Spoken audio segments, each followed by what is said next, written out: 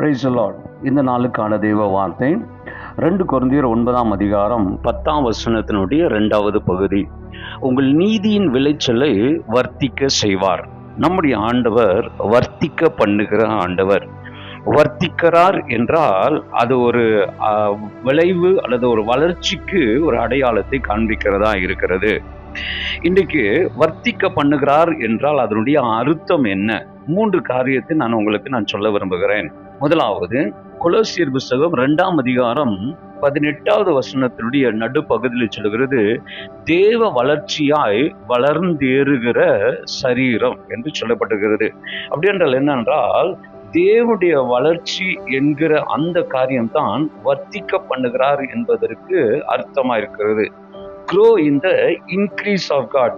வர்த்திப்பு என்பது வளர்ச்சிக்கு அடையாளம். growth of life, வாழ்க்கை வளருவது, தேவன் வளர பண்ணுகிறது. ஒருவேளை ஆவிக்குரிய ரீதியில கூட நீங்கள் வளருவீர்கள் என்றால் கர்த்தர் உங்களை வர்த்திக்க பண்ணுகிறார். உங்கள் முந்தைய வாழ்க்கையிலே இந்த குறைந்து போயிருப்பீர்கள் என்றால் இந்த நாட்களிலே கர்த்தர் உங்களை வளர செய்வார். ஸோ வர்த்திக்க பண்ணுகிறார் என்றால் வளர செய்கிறார் என்று அர்த்தம்.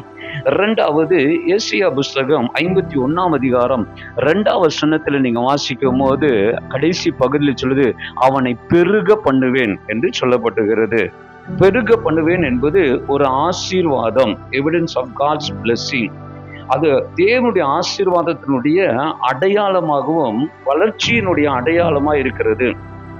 வர்த்திக்க பண்ணுகிறார் என்பது ஆசீர்வாதம், இங்கே பெருக பண்ணுகிறார் என்பதும் வர்த்திக்க பண்ணுகிறார் என்பதற்கு அடையாளமா இருக்கிறது. ஆபிரகாமை கர்த்தர் பெருக பண்ணினார். அவன் முந்திய நிலைமை காட்டிலும் பிந்திய நிலைமை பெருக பண்ணினார். லோத்தினுடைய முந்திய நிலைமையை காட்டிலும் பிந்திய நிலைமையை அவன் பெருக பண்ணினார். இரட்டிப்பாக அவன் நிரம்பினான். ஸோ வர்த்திக்க பண்ணுகிறார் என்பதற்கு 2வது காரணம் பெருக பண்ணுகிறார். உங்களை நிச்சயமாகவே பெருக பண்ணுவாராக. இது ஒரு ஆசீர்வாதமான வார்த்தை, உங்களை எல்லா ரீதியிலும் பெருக செய்வாராக.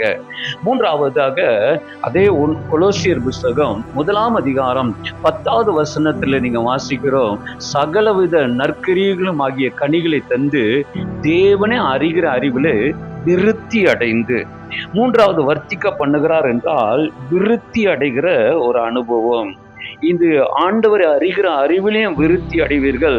உங்களுடைய ஆவிக்குரிய சரீர பிரகாரமான எல்லா காரியத்திலும் கர்த்தர் விருத்தி அடைய செய்வாராக.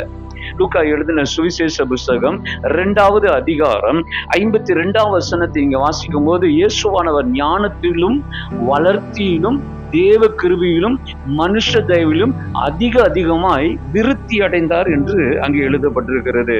ஆண்டவர் உங்களை விருத்தி அடைய செய்வாராக. கர்த்தருக்கு ஸ்தோத்திரம். இது குவான்டிட்டி அல்ல, இது குவாலிட்டி. தேவ கிருபையிலே நீங்கள் பெறுகிற ஒரு அனுபவம் தான் இந்த விருத்தி.